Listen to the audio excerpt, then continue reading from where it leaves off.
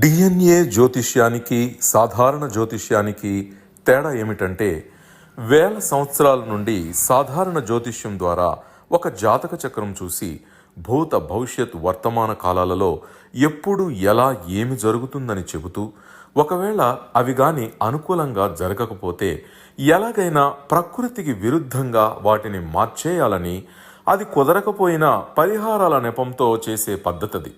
కానీ దానికి మారుగా డిఎన్ఏ జ్యోతిష్యం ద్వారా ఇవన్నీ ఎందుకు జరుగుతున్నాయని కనుగొని ఒక పని చేసే ముందే అది సరైనదా కాదా అని సరైన సమయంలో మనము తీసుకునే మంచి నిర్ణయం జీవితంలో అన్నింటిలో విజయాలు సాధించడానికి సలహాలు మార్గదర్శకాలు చెప్పే నిజమైన జ్యోతిష్య విధానం ఇది. ఏది మీకు అవసరమో మీరే నిర్ణయించుకోగలరు.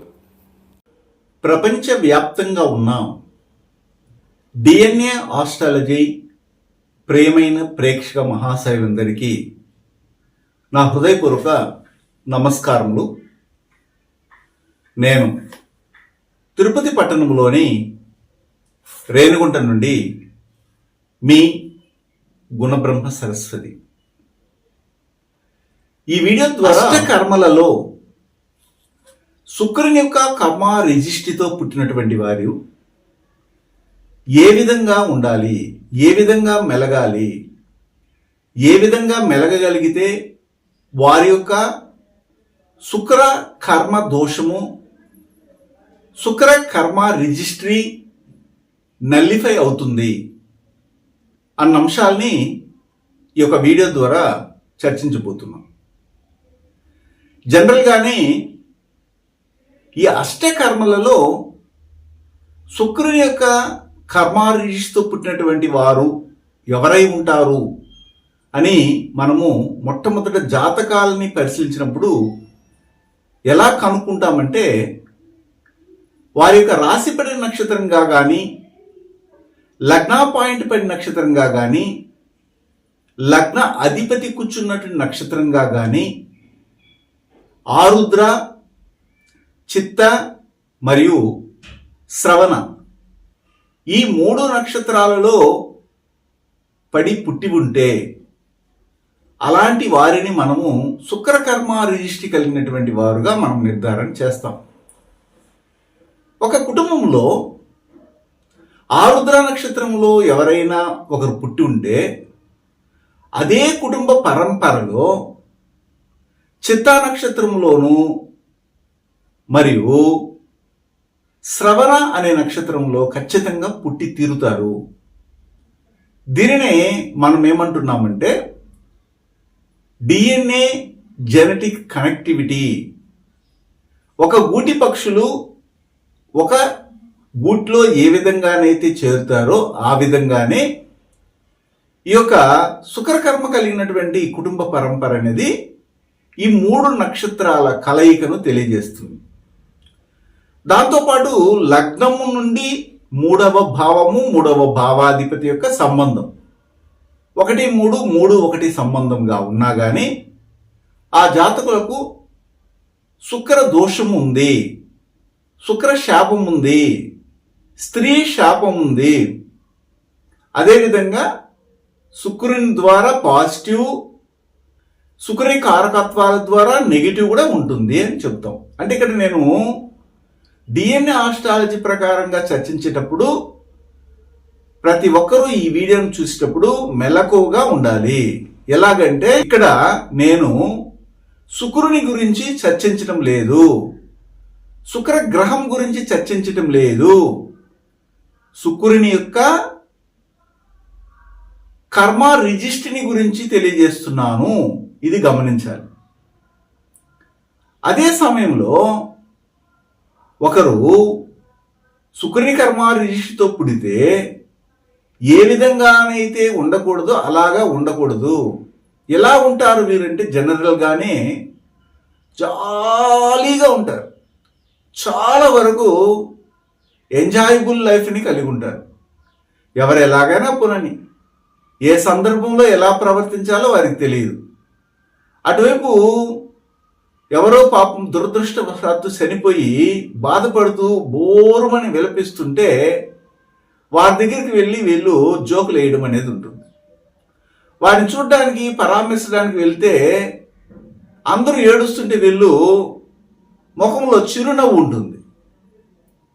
మధ్యలో ఒక రాజకీయ సంబంధమైనటువంటి సెలబ్రిటీ కూడా అలాగే చేసేవాడు. విచారణ చేయడానికి వెళ్ళినప్పుడు వారికి ఓదార్పు యాత్రకు వెళ్ళినప్పుడు వీరు మాత్రం ఏం చేస్తారంటే, అందరూ బాధల్లో ఉంటే, అందరూ చనిపోయి బాధపడుతుంటే అక్కడికి పోయి హాస్పిటల్లో కానీ ఎక్కడైనా కానీ చిరునవ్వుతో పలకరించేవారు.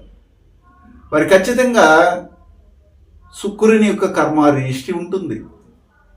మిథునంలో ఆరుద్ర, అదేవిధంగా కన్యలో చిత్త, తులలో చిత్త, ధనిష్ట పక్కన ఉన్నటువంటి శ్రవణం అంటే మకరములో శ్రవణము, మకరములో శ్రవణం, ఈ 3 రాసులుగా కానీ లగ్నాలు కానీ మొత్తం మీద 4 ఉన్నాయి.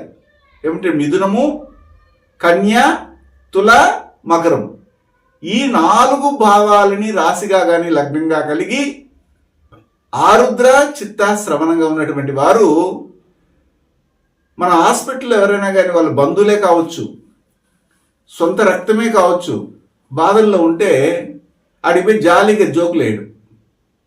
అక్కడికి వెళ్ళి ఆ లంచ్కి ఏం తింటాం మనం ఇప్పుడు, పలానా చోట బిర్యానీ బాగుంటుంది, పలానా వెజిటేబుల్ బిర్యానీ భలే ఉంటుంది, ఇక్కడ ఈ ఫ్రూట్స్ తింటా ఉంటే రుచి బాగుంటుంది అని ఎక్కడే వాళ్ళని కావాలని టెంప్ట్ చేయడం. వాళ్ళు అయ్యో కుయ్యో అంటుంటారు, యాక్సిడెంట్ అయ్యో లేదా మరణ స్థితిలో కూడా ఉంటారు, ఆపరేషన్ థియేటర్ తీసుకెళ్తుంటారు, మీకు కూడా తెమ్మంటారా ఇప్పుడు అని వాళ్ళని అడగడం. ఇది ఒక పాజిటివ్ యాటిట్యూడే కదండి. మరి మీరెందుకు అలా అంటున్నారు? అలా అనడం మంచిదే కదంటే సమయ సందర్భాన్ని బట్టి మాట్లాడాలి. సమయ సందర్భాన్ని బట్టి మనము ఫీల్ అవ్వాలి. మిగిలిన జంతువులకి పెద్దగా ఫీలింగ్ కనబడకపోవచ్చు, కానీ మనిషిని ప్రదర్శించగలడు. ఆ ఫీలింగ్ని ఎప్పుడు ప్రదర్శించాలి, ఎప్పుడు ప్రదర్శించకూడదో తెలియనటువంటి తత్వం ఎవరికి ఉంటుంది? ఈ శుక్రుని కర్మారిష్టి ఉన్నటువంటి వారికి ఉంటుంది. అయితే దాన్ని మార్చుకోవాలి. అంతేకాకుండా వీళ్ళు ఫ్రెండ్లీగా ఉంటారు. ఎవరితోనైనా, అమ్మాయి అయితే కానీ అబ్బాయి అయితే కానీ అందరితో ఫ్రెండ్లీగా క్యాజువల్గా ఉండడం. ఒక సర్టెన్ స్టేజ్కి వచ్చినప్పుడు, సర్టెన్ ఏజ్కి వచ్చినప్పుడు, కాలేజీలోకి వెళ్ళినప్పుడు మనం చూస్తున్నాం, సినిమాల్లో కానీ లేదా ఇతర ఫంక్షన్లో కానీ చూస్తుంటాం, నేరుగా వెళ్ళి హగ్గిచ్చేయడమే, నేరుగా వెళ్ళి ఒకరినొకరు కచ్చుకోవడమే. ఇవన్నీ మంచి కల్చర్ అనుకుంటారు, కానీ అది అలా చేసేవాళ్ళు ఎవరై ఉంటారు తెలుసా? శుక్రకర్మ రిజిస్టర్ కలిగి. మోస్ట్లీ ఈ శుక్రకర్మ రిజిస్టర్ ఎక్కడ ప్రతిబింబిస్తుందంటే ఆర్టిస్టులు, ఎంటర్టైన్మెంట్ చేసే సినిమా, టీవీ, కెమెరా ముందు నటిస్తుంటారు చూడు, వాళ్ళు కనబడతాము. ఎందుకంటే వాళ్ళు శుక్రకర్మ లేకపోతే అందులో ప్రవేశించలేరు. ఇది ఒకటే.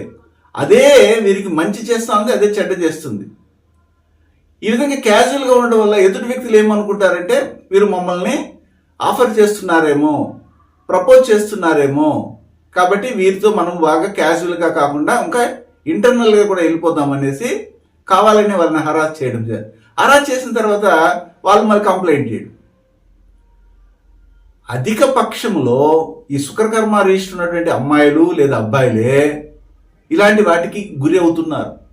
అబ్యూస్ అంటారు దీన్ని. అది సెక్షువల్ అబ్యూస్ కావచ్చు, ఫిజికల్గా కావచ్చు, లేదా ఇంటెలెక్చువల్గా కావచ్చు, ఇంకొక విధంగా కూడా కావచ్చు.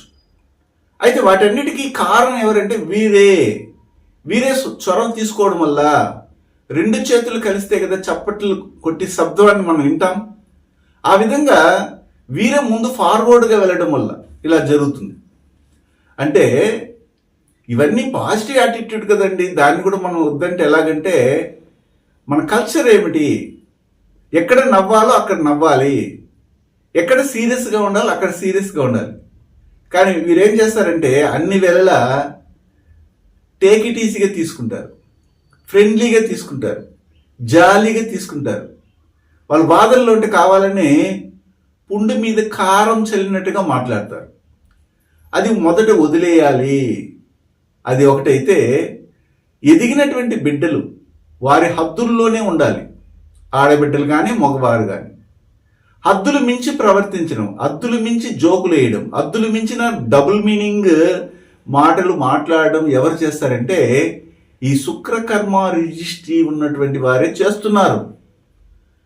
అయితే మీకు వెంటనే కోపం రావచ్చు, అలా ఉండకూడదా, ముడుచుకొని ఉండాలనా, హ్యాపీగా అనుభవించాలి కదా అంటారు. కానీ వీళ్ళు ఏం చేస్తారంటే, ఒక అబ్బాయి శుక్రకర్మ రిజిస్ట్రీ కలిగి ఉన్నాడు, ఒక అమ్మాయి దగ్గరికి వెళ్ళాడు, అమ్మాయి సాంప్రదాయబద్ధమైనటువంటి కుటుంబం నుండి వచ్చి ఉంటుంది, ఆమెకు చెప్తాడు, ఈ ఏజ్ కరిగిపోయిన తర్వాత, ఏజ్ అయిపోయిన తర్వాత, యవ్వనం తగ్గిపోయిన తర్వాత ఏం అనుభవిస్తావు నువ్వు, ఇప్పుడే కదా నువ్వు అన్ని చూసేయాలి, కాబట్టి కమిట్ అవుదాము, హద్దులు మించి ముందుకెళ్దాము, పై స్పర్శల కంటే ఇంటర్నల్గా కానీ మనము ఇంటర్నల్ కెమిస్ట్రీలోకి వెళ్ళిపోదాము అన్నట్టుగా ఇతను ప్రేరేపిస్తాడు. కారణం ఏంటంటే శుక్రకర్మ.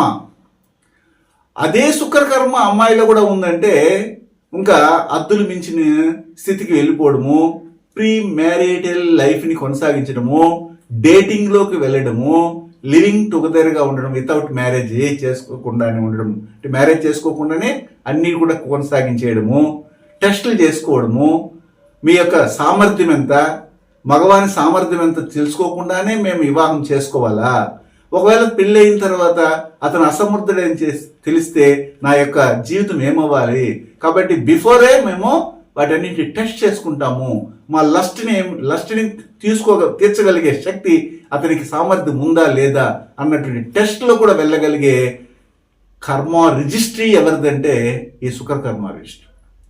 అబ్బాయిలు అలా ఉన్నారు, అమ్మాయిలు అలా ఉన్నారు. అదే సమయంలో జాలీగా ఉండడం, ఎన్ని కష్టాలైనా ఉండని, తల్లిదండ్రులు భరిస్తారులే, మా అన్న భరిస్తాడులే, మా అక్క భరిస్తుందిలే, నాకే, నేను ఎంజాయ్ చేసేసి వస్తా, ఈ ఎంజాయ్ మళ్ళీ రాదు.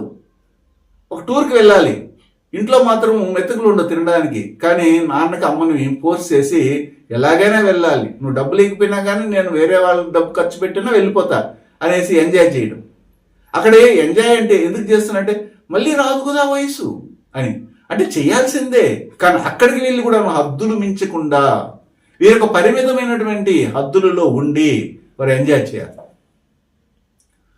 అయితే వీరి ఈ శుక్రకర్మ రిజిస్ట్రీ అనేది ఎంటర్టైన్మెంట్. అందుకని చూడండి, సినిమా ఫీల్డ్లో ఉన్నటువంటి వాళ్ళు కానీ, టీవీ సీరియల్లో ఉన్నటువంటి వాళ్ళు కానీ, ఎంటర్టైన్మెంట్ చేసే వాళ్ళ యొక్క జీవితాలను ఒకసారి ఊరికి అట్లా జస్ట్ తొంగి చూడండి.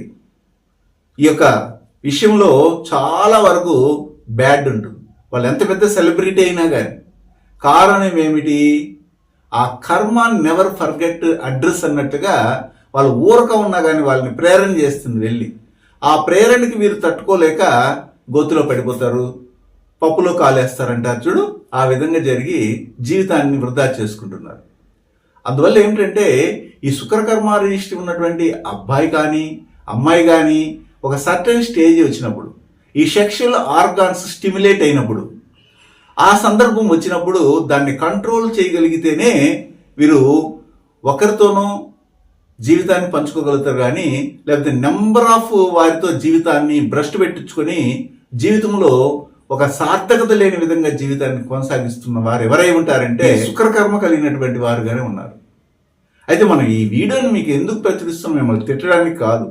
ఇందులో ముఖ్యంగా చెప్పడం ఏమిటంటే, ఒక బిడ్డ, ఒక అమ్మాయి లేదా ఒక అబ్బాయి ఒక కుటుంబంలో శుక్రకర్మ రిజిస్ట్రీతో పుడుతున్నారు. ఇంతవరకు ఆ జనరేషన్లో శుక్రకర్మ రిజిస్ట్రీ లేదు.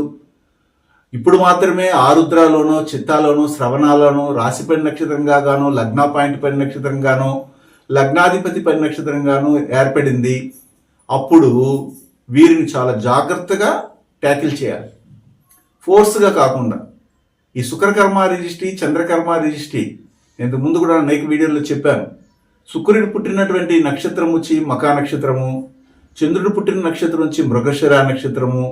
ఈ రెండు నక్షత్రాలతో పాటు భరణి, జ్యేష్ఠ, ఉత్తరాభద్ర, ఆరుద్ర, చిత్త, శ్రవణ, మొత్తం 8 నక్షత్రాల కలయికతో కుటుంబంలో పుడుతూ ఉంటే అక్కడే సెక్షువల్ హరాస్మెంట్ జరుగుతూ ఉంది. ఆడబిడ్డలు తమ శీలాలని పోగొట్టుకుంటున్నారు. అదేవిధంగా ఒకరి జాతకంలో లగ్నంలో నుండి 3వ స్థానంలో కానీ సూర్యుడు, కేతువు మరియు శుక్రుడు అనే గ్రహాలు కానీ ఉంటే వారు తెలియకుండానే వాళ్ళ శీలాన్ని ఇచ్చేస్తున్నారు వేరే వాళ్ళకి, లేదా వీళ్ళే వెళ్ళి వాళ్ళ ఒళ్ళో పడిపోతున్నారు, లేకపోతే వీరే ఫోర్స్గా బలత్కారానికి గురవుతున్నారు, వివాహానికి మునిపే జరిగిపోతున్నాయి ఇవన్నీ కూడాను అని మనం అనేకమైన వీడియోలో చెప్పుకున్నాం. అంటే తన వ్యక్తిగత జాతకం చూడాలి. ఊరికే ఒక పాయింట్ తీసుకునేసి అవునండి మాకు ఇలాగుందని మాత్రం అవునండి మాకు ఇలాగుందని మాత్రము మాకు జాతకాలు పంపించడం లేదా క్వశ్చన్స్ వేయడం చేయకండి. వ్యక్తిగత జాతకాన్ని పరిశీలించాలి. అనేకమైనటువంటి ఆస్పెక్ట్స్లో మనం చూసి ఒక నిర్ణయానికి రావాలి. అలాగని ఎవరైనా నిందించడానికి లేదు. ఒక ఫార్ములాను మాత్రం మనం చెప్తాం. ఈ విధంగా ఉన్నప్పుడు మీ బిడ్డల్ని ఎవరినైనా మీరు పంపించేటప్పుడు, బయటికి వెళ్ళేటప్పుడు లేదా ఇంటికి వచ్చేటప్పుడు వారికి కొద్ది సెక్యూరిటీని ఇవ్వండి, జాగ్రత్తలు చెప్పండి, జాగ్రత్తలు చెప్పి పంపండి, వచ్చేటప్పుడు కూడా జాగ్రత్తలు తీసుకొని రమ్మని చెప్పండి అని చెప్తాం. జరిగేది జరుగుతుందిలేండి, తలరాత కదండి, దాన్ని ఎవరు మార్చలేరంటే మీరు మారంది తలరాత కూడా మారదు. మీలో మార్పు రావాలి, మనలో మార్పు రావాలి. అలాంటప్పుడు మాత్రమే మన జీవితాన్ని మనము కొనసాగించుకోగలం. జనరల్గా మనం చూస్తుంటాం ఈ యొక్క రోహిణి మరియు శ్రవణ ఈ 2 నక్షత్రాలలో పుట్టినటువంటి వారు ఎక్కువగా ప్రేమలో పడుతుంటారు. ఇక్కడ ఆరుద్ర చిత్త శ్రవణంలో ఒక నక్షత్రం వచ్చేసింది, ఫెయిల్ అవుతుంటారు. ఇంకా కూడా కొన్ని కాంబినేషన్స్ ఉన్నాయి. అసలు సందర్భం ఉండదు, వరుసలు ఉండవు, కానీ వాళ్ళతో సహజీవనాన్ని కూడా పొందుతుంటారు. అలాంటి కాంబినేషన్ జాతకాలు మన దగ్గర చాలా ఉన్నాయి. ఒకరోజు దాని మీద మనము ఒక డిబేట్ క్లాస్ కూడా పెడతాం. ఎలాగంటే ఇప్పుడు ఒక కుటుంబంలో ఒక తల్లి తండ్రికి పుట్టినటువంటి ఒక అబ్బాయి ఉంటాడు. ఆ తల్లికి అసలు చిన్న వయసులో ఉన్నటువంటి ఒక చెల్లెలు ఉంటుంది. ఆమె అప్పుడే ఎదుగుంటుంది. అయితే ఆల్రెడీ ఆ తల్లికి ఒక అబ్బాయి పుట్టేసి ఉంటాడు. వానికి 20 సంవత్సరాలు ఉంటుంది. ఈ అమ్మకి చెల్లి 15 సంవత్సరాలు ఉంటుంది. కానీ యాక్చువల్గా ఏమిటంటే పిన్నమ్మ అవుతుంది. ఇలా వరుసలు పిన్నమ్మ, తర్వాత వచ్చి అతను వచ్చి కొడుకు అవుతాడు యాక్చువల్గా. కానీ వీళ్ళు ఏం చేస్తారంటే కాలేజీకి పోవడము లేదా అక్కడ తిరగడము ఇక్కడ తిరగడము, ఈ అమ్మాయి పిన్నమ్మ వరుసే కదా, అబ్బాయి వచ్చి ఏమవుతాడు కొడుకు వరుసే కదా అని ఇంట్లో వదిలేసిపోవడము, అన్నింటిలో ఇన్వాల్వ్ అవ్వడము, ఇలాంటి వాళ్ళకి సుఖరకారం ఉందనుకోండి వాళ్ళకి. అప్పుడు ఏం చేస్తారంటే వాళ్ళు ఇవన్నీ కూడా మర్చిపోయేసి చివరికి తేలేది ఎక్కడంటే ఏదో ఒక చోట వాళ్ళ యొక్క ఫీలింగ్స్ని పంచుకుంటా ఉంటారు. అదేవిధంగా ఒక అమ్మాయికి లేదా అబ్బాయికి పెళ్ళయింది, అయిన తర్వాత వారికి ఒక బిడ్డ పుట్టాడు, ఒక అబ్బాయో లేదా అమ్మాయి పుట్టింది. అయితే తల్లికి సంబంధించినటువంటి వాళ్ళ చెల్లి కానీ లేకపోతే చెల్లికి కొడుకో లేదా కూతురుకో ఈ మధ్యలో సంబంధాలు ఉన్నప్పుడు అన్నా చెల్లెలు ఉంటారు, వాళ్ళు చూసుకోవడానికి వరుసలో మనం హిందుత్వంలో కాబట్టి. కానీ వీళ్ళు ఏం చేస్తారంటే ఆ వయసు అనేది ఏం చేస్తుందంటే పెద్ద డిఫరెన్స్ ఉండదు. అప్పుడు ఏమవుతుందంటే ఒక 3 సంవత్సరాల డిఫరెన్స్, 2 సంవత్సరాల డిఫరెన్స్ అయినా కానీ అక్కడ చెల్లి అని అనిపించదు లేదా అక్క అనిపించదు. ఇలాంటి విస్తృతమైనటువంటి ఆలోచనల్ని ప్రేరేపించేది ఏది అని నేను తెలియజేస్తున్నాను. అలాగని జుగుప్సకరంగా మీరు ఆలోచించకండి. అన్ని కర్మ రిజిస్ట్రీలో ఇలాంటి సందర్భాలు రావు. ఒక శుక్రకర్మ రిజిస్ట్రీలోనే ఇలాంటివి కలుగుతున్నాయి. మనం అనేకమైన జాతకాలను చూస్తున్నప్పుడు, మన దగ్గరకు వస్తున్న క్లయింట్స్ విషయాలు తెలుసుకున్నప్పుడు, ఆ జాతకాల పరిశీలనలో మనకు తేలినట్టు విషయాలు ఇలా ఉంటాయి. అలాంటప్పుడు మనం ముందుగానే తల్లిదండ్రులుగా ఉన్న వాళ్ళు జాగ్రత్త పడాలి. మనం ఇప్పుడు వయసు బిడ్డలు కదా వీళ్ళు, చెల్లెలు తర్వాత వచ్చి అన్నయ్య కదా కానీ వదిలేసిపోదాం అనేసి వెళ్ళేవాళ్ళంట. అంటే సొంత చెల్లెలు కాదు, వాళ్ళ అమ్మకు పుట్టినటువంటి చెల్లెలు కావచ్చు, అమ్మతో పుట్టిన వాళ్ళు కావచ్చు, లేదా ఇతర అంటే కజిన్స్ అనమాట. ఇలా కజిన్స్ ఉన్నప్పుడు వీరేం చేస్తారంటే అలాంటి హద్దులు మించినటువంటి ప్రవర్తించేవారు కూడాను ఈ ప్రపంచంలో ఉన్నారు. ఇది వాస్తవము. అనేకమైనటువంటి సంఘటనలు మన యొక్క నిత్య జీవితంలో జరుగుతున్నాయి. కాబట్టి ఇలాంటి విషయంలో మనం తీసుకోవాలంటే ఫస్ట్ వారు పుట్టినటువంటి కర్మ రిజిస్ట్రీ ఏమిటి అనేది చూడాలి. అంతేగాని దీన్ని మీరు వేరే విధంగా నెగిటివ్గా మాత్రం తీసుకెళ్ళకండి. ఎందుకు నేను చెప్తున్నానంటే prevention is better than cure. Prevention is better than cure అంటే ఏమిటంటే మనం ఇలాంటివి చెడ్డవి జరిగే మునిపే, అంటే ఏమిటి, చేతులు కాలే మునిపే మనము జాగ్రత్త పడాలి. కాలిన తర్వాత ఆకులు పట్టుకోవడం వల్ల ఉపయోగం లేదు. ఎక్కడుంది ఈ డేంజర్? శుక్రుని కర్మ రిజిస్ట్రీతో పుట్టినటువంటి కుటుంబ పరంపరలో ఉంది. అయితే అందరూ అలా ఉన్నారా? ఉండరు. అందులో కూడా జాతకము పర్మిషన్ ఇవ్వాలి. అలాంటి జాతకాలు ఏమిటి అనేది మనము DNA ఆస్ట్రాలజీ ప్రకారంగా పరిశోధనలు జరుగుతూనే ఉన్నాయి, ఇంకా జరుగుతాయి కూడా. శుభం.